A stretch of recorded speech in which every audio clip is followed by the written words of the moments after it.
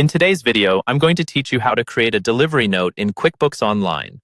A delivery note is a simple document that you can send with your shipment to show your customer what's being delivered without necessarily including prices or full invoice details.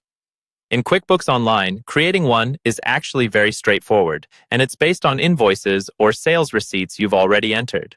First, sign in to your QuickBooks Online account and head to the main dashboard. From there, look for the Sales section on the left-hand menu. Click on Sales and then choose Invoices and Received Payments. This is where you'll see a list of all your invoices and any related payments. If you prefer, you can also start from the Customer section, pick a specific customer, and then work from their list of transactions. Either way will get you to the same place. Once you're looking at your list of invoices or sales receipts, decide which ones you want to include on your delivery note. On the left side of each transaction, you'll see a small checkbox. Click the checkbox next to each invoice or sales receipt that should appear on the delivery note. Take a moment here to double-check dates, customers, and amounts so you don't accidentally include the wrong document. After selecting your transactions, look for the Batch Actions drop-down menu, usually found above the list of invoices. Click on Batch Actions to open the drop-down options.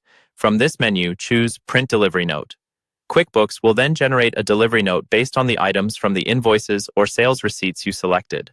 A print preview window will open, showing you exactly how the delivery note will look.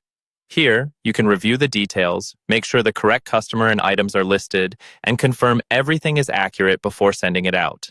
If everything looks good, you can print the delivery note directly from this screen and include it with the physical shipment. If you'd rather send it digitally, look for the download icon in the preview window, often shown as a downward pointing arrow. Click that to save the delivery note as a PDF file. Once it's saved on your computer, you can attach it to an email and send it to your customer separately from the invoice. This is especially useful if your customer wants a packing-style document for their own records.